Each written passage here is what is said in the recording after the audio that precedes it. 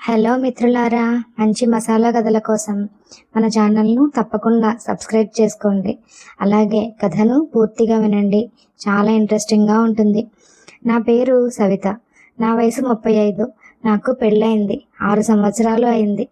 నేను నా భర్త చాలా హ్యాపీగా ఉన్నాం. నాకు 2 పిల్లలు. కానీ నా బాడీ ఇంకా పట్టు జారకుండా యవ్వనంలో ఉన్న అమ్మాయి శరీరంలాగే ఉంటుంది. ఆఫీసులో చాలామందికి నా మీద కన్ను ఉంది.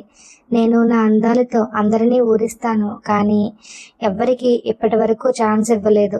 నేను చుడీదార్స్ వేసుకుంటాను, శారీస్ వేసుకుంటాను, స్కర్ట్స్, జీన్స్ ప్యాంట్స్ కూడా వేస్తుంటాను.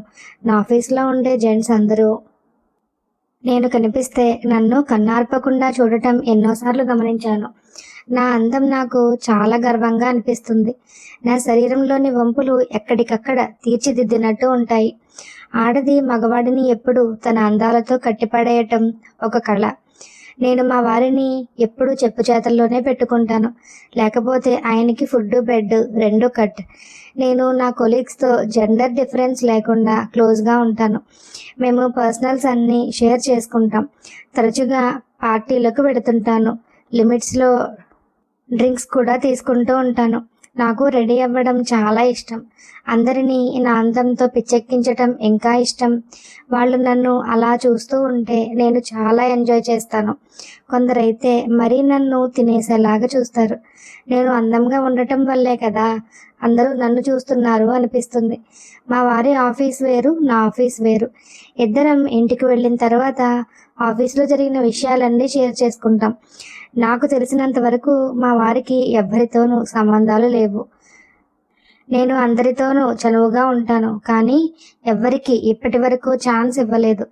ఎవరైనా వచ్చి నన్ను ఆ విషయం గురించి అప్రోచ్ అయితే మాత్రం ఏం చేస్తానో తెలియదు. అది అవతల వాడితో నాకు ఉండే అవసరాన్ని బట్టి ఉంటుంది. రోజులు రొటీన్గా గడుస్తూ ఉన్నాయి. ఒకరోజు మా వారి ఆఫీస్లో ఫ్యామిలీ డే నన్ను రమ్మని అడిగారు. ఆ రోజు నేను బ్లాక్ కలర్ శారీ వేసుకుని లూజ్ హెయిర్తో చీర నడుము కిందకి కట్టి చాలా ట్రిమ్గా రెడీ అయ్యాను. ఆయన ఆఫీస్కి వెళ్ళాను. ఆయన నన్ను అందరికీ ఇంట్రడ్యూస్ చేశారు. అందరూ నన్ను హలో హలో అని పలకరించడం, కొందరు జెంట్స్ అయితే నన్ను అదే పనిగా చూడటం గమనించాను. లోపల నవ్వుకున్నాను. ఒక్కొక్కరిని మీట్ అవుతూ మా హస్బెండ్ నన్ను ఒక ఆయన దగ్గరకు తీసుకువెళ్ళారు. ఆయనకు 40 సంవత్సరాలు ఉంటాయి. మా వారు నాకు ఆయనను తన బాస్గా ఇంట్రడ్యూస్ చేశారు. హలో సార్ అన్నాను షేక్ హ్యాండ్ ఇస్తూ. హలో మేడం అన్నారు. ఆయన చాలా హ్యాండ్సమ్గా, ఫెయిర్గా బాగున్నారు. మంచి హైట్, జిమ్ బాడీలా ఉంది. చాలా బాగా మెయింటైన్ చేస్తున్నారు. ఆయన 1 నిమిషం పాటు నన్నే చూస్తూ ఉండిపోయారు. నేను మళ్ళీ ఇంకోసారి హలో సార్ అన్నాను గట్టిగా. హలో మేడం అని నా చెయ్యి వదిలేశారు. మీరు ఎక్కడ పని చేస్తుంటారు అని అడిగారు. నేను నా ఆఫీస్ పేరు చెప్పాను. ఆఫీస్లో మీ పొజిషన్ ఏంటి అని అడిగారు. నేను చెప్పాను. మా వారు ఈలోపు ఎవరో పిలవటంతో పక్కకు వెళ్ళారు. వెంటనే బాస్ నాతో మెల్లగా, Mrs Saritha, you are looking very gorgeous అన్నారు. సురేష్కి ఇంత అందమైన వైఫ్ ఉందని నాకు తెలియదు. నేను ఏమీ మాట్లాడలేదు. చిన్నగా స్మైల్ ఇచ్చాను. ఈలోపు మా వారు వచ్చారు. ఏంటి సురేష్, మీ వైఫ్ని కూడా ఇక్కడే అపాయింట్ చేయొచ్చుగా అన్నారు. లేదు సార్, తను వాళ్ళ ఆఫీస్లో కూడా మంచి పొజిషన్లో ఉంది అన్నారు. ఓకే, తర్వాత కలుద్దామని చెప్పి అతను వెళ్ళిపోయారు. కానీ అప్పటి నుంచి అతను ఎక్కడ ఉన్నా అతడి చూపులు మాత్రం నా మీదకే వచ్చి వాలిపోతున్నాయి. నేను అది గమనిస్తూనే ఉన్నాను, కానీ పట్టించుకోనట్టు ఉండిపోయాను. మధ్య మధ్యలో నా మత్తెక్కించే కళ్ళతో చిన్నగా నవ్వు విసిరేదాన్ని. పార్టీ అయిపోయింది, ఇంటికి వచ్చేసాం. సరిత, నేను ఒకటి అబ్జర్వ్ చేశాను. మా వారు నన్ను వెనక నుంచి వాటేసుకుంటూ అన్నారు. అది చెప్పటానికి వెనక నుంచి వాటేసుకోవాలా అన్నాను. నువ్వు ఎంత అందంగా ఉంటే నీకు దూరంగా ఉండటం నా వల్ల కాదు.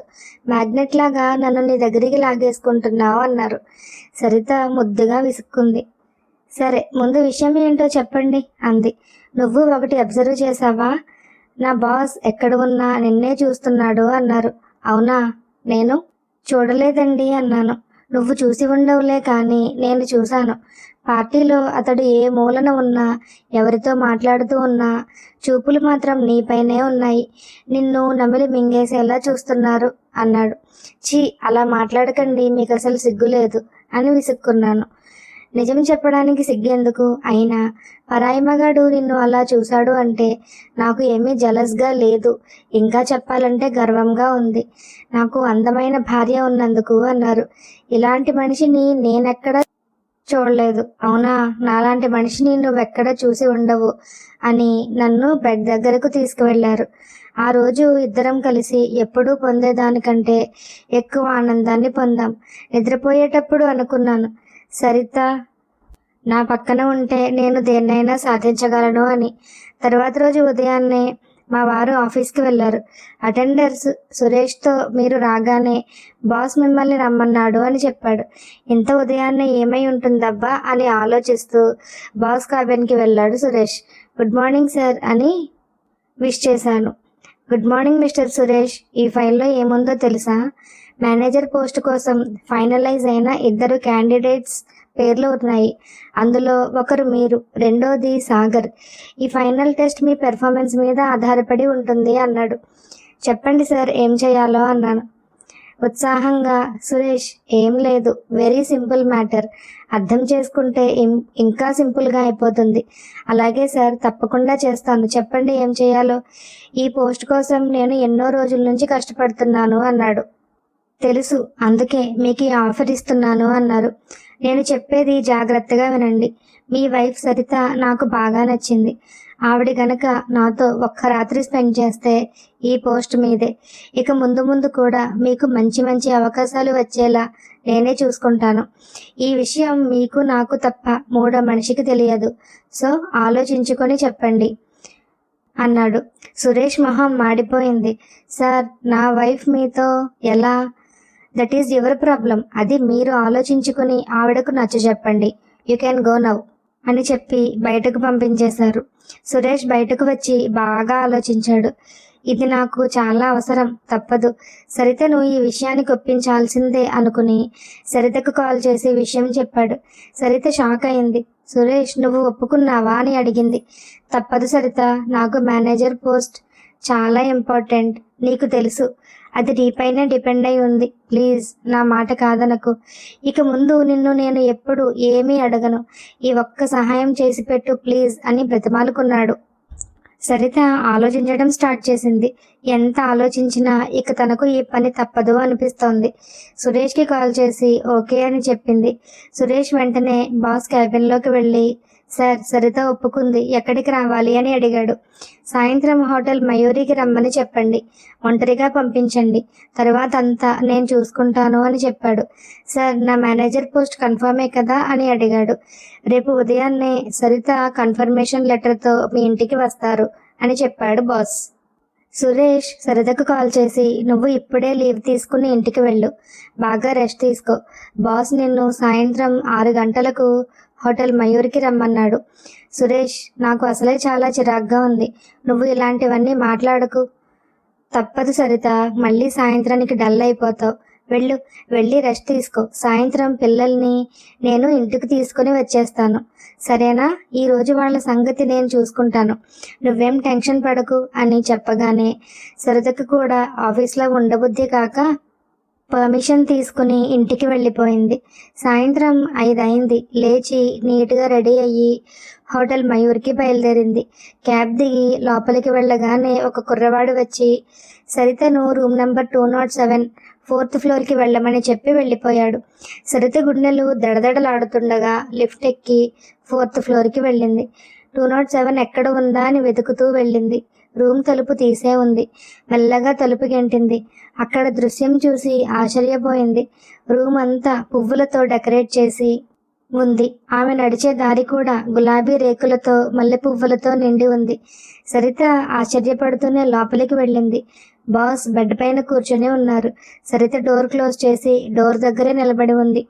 బాస్ వచ్చి మెల్లగా సరిత భుజం మీద చెయ్యి వేసి, ఇంతవరకు వచ్చి ఇక్కడ నిలబడిపోయావే, రా అంటూ ఆమెను బెడ్ దగ్గరకు తీసుకువెళ్లారు. సరిత, నీకు ఒకటి చెప్పాలి. నిన్ను పార్టీలో మొదటిసారి చూడగానే నాకు చాలా నచ్చేశావు. నువ్వు ఇన్నాళ్ళు నాకెందుకు కనిపించలేదా అనిపించింది.